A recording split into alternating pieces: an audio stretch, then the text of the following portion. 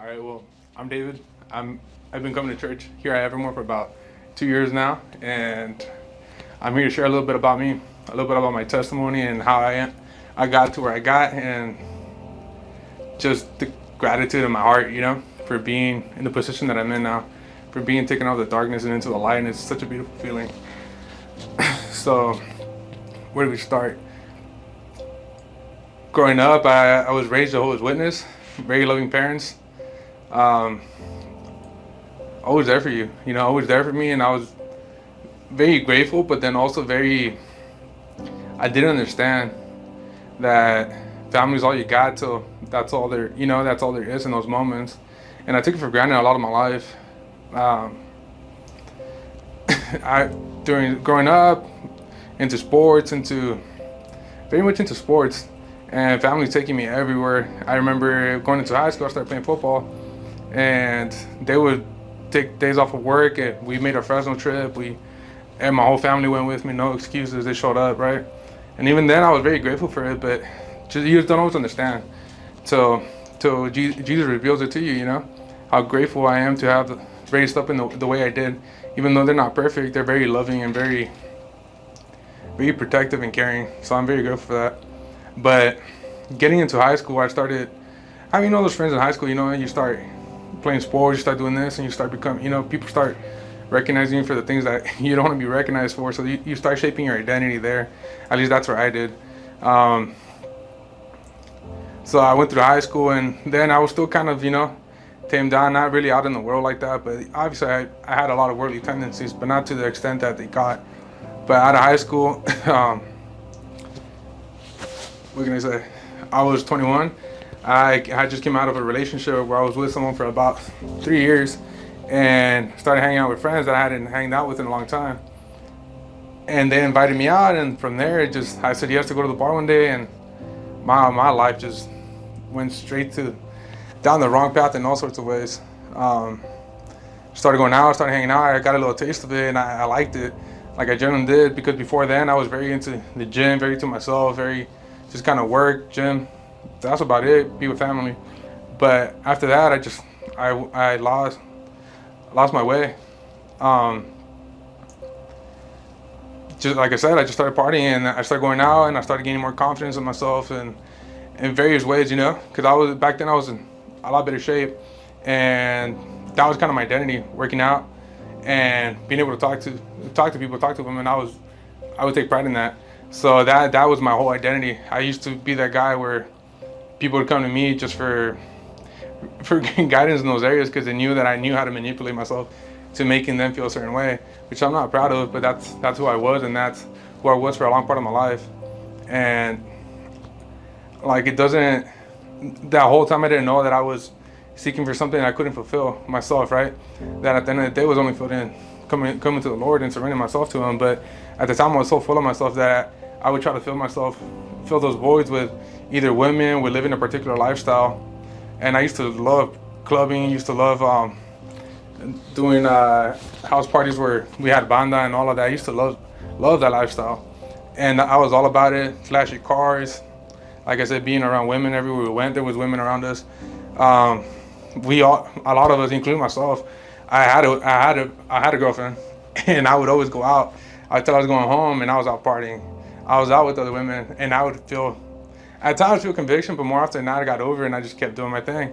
I would stop for a couple of weeks, and I go back to it. So a lot of my relationship, I was very unfaithful through it, and I knew better, right? Because I wasn't raised that way. And it's crazy to see, because like I kept seeking for stuff, and it just doesn't. It like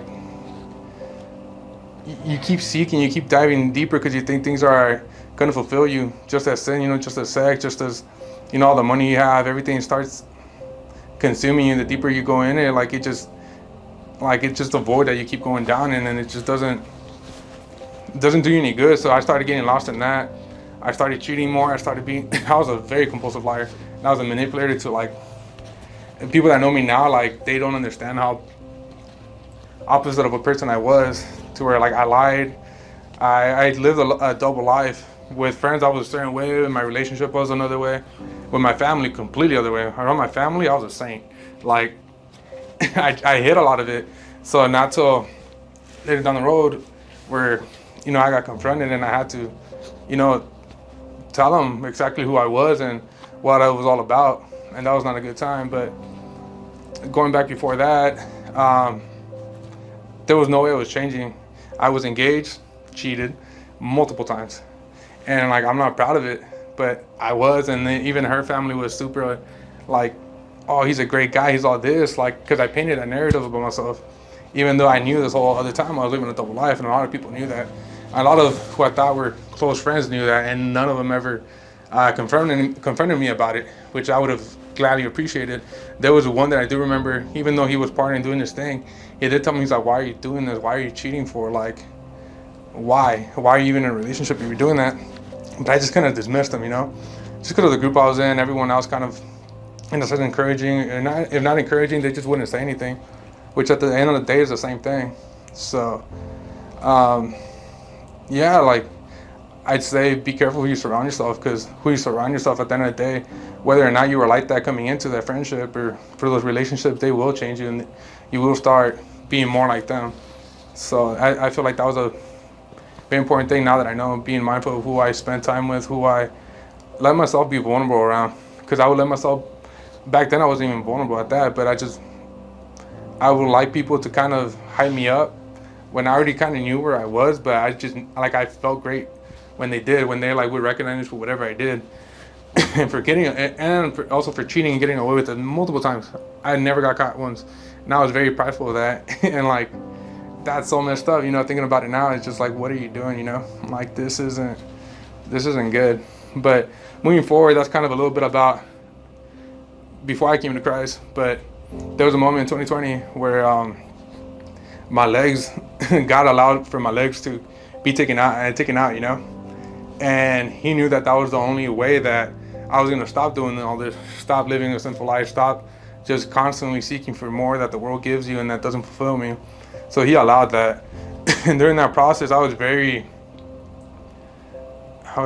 very hurt, very angry with myself, because I was like, there's other people that do a lot worse than me, and yeah, here I am, having to learn how to walk, having to be in the circumstance that I was, having to have people help me for basic things that I wasn't used to. I wasn't used to having people help me. Like, I was turning that away, and now I had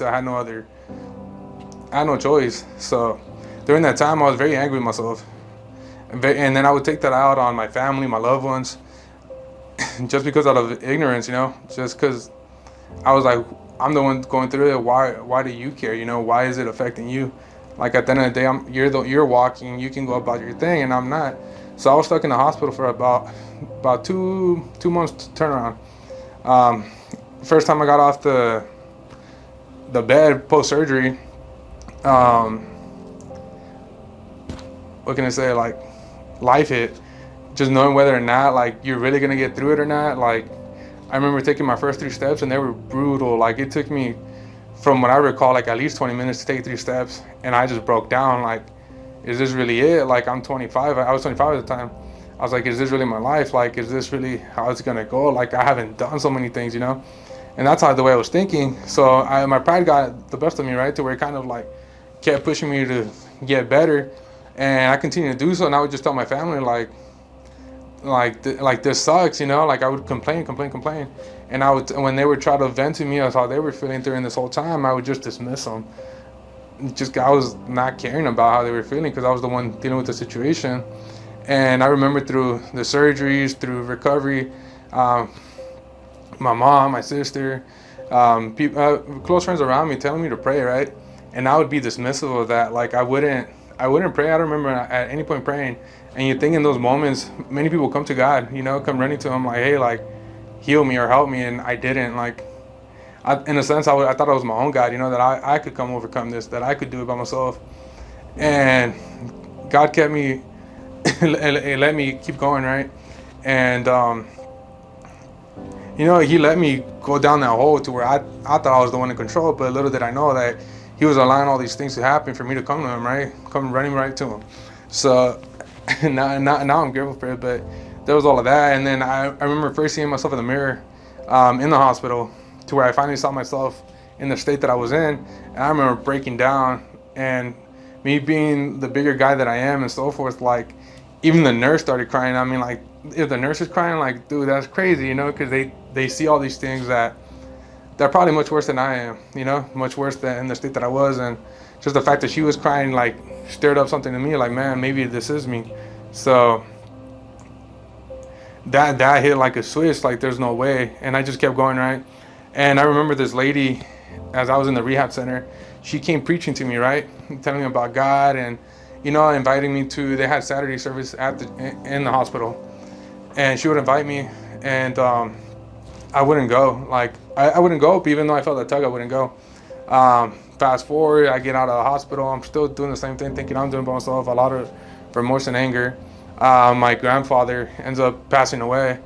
Now I call him grandpa. By the time I had so much hate towards him, just for things that he done to my mom, done to us, you know, not being there for us.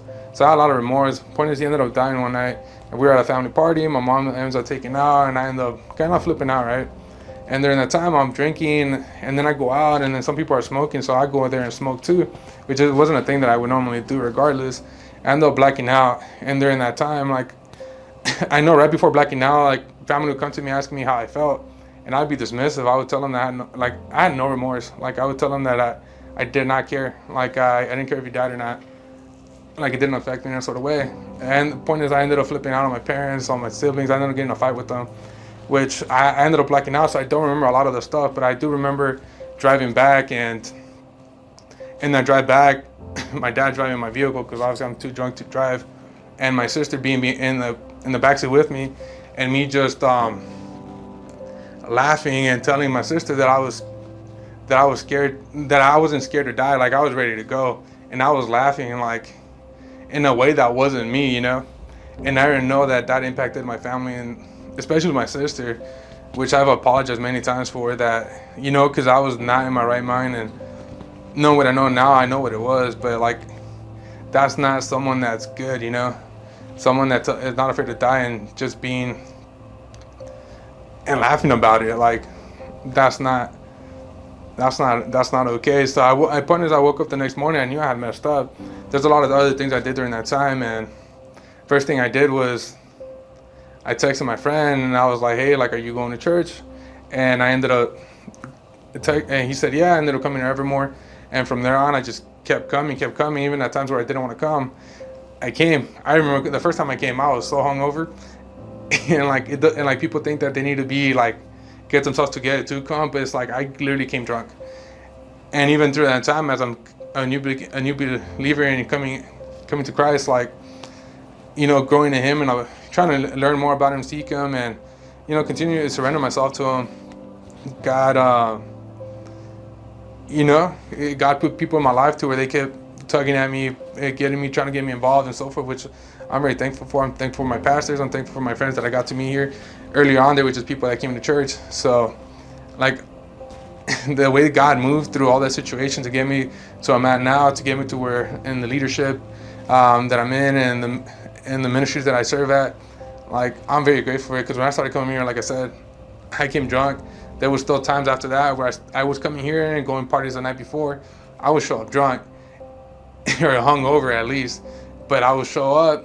And then one day I remember Pastor Melly reaching out to me, saying, or not reaching out to me, but in one of the classes asking for help, right? That they immediately needed help. So then after like 3 weeks, getting that tug, the Holy Spirit tugging at me, I finally gave myself, and I let her know that, like, hey, I'm here. Like, what do I need to do?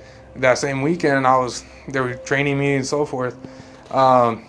So not knowing at the time, I didn't want to do it just because of the fact that was a commitment, and I didn't know if I wanted to go to church all the time. You know, I didn't know if I wanted to go every Sunday. But I'm very thankful to God and to my pastors and everyone around me that they got me to go, right?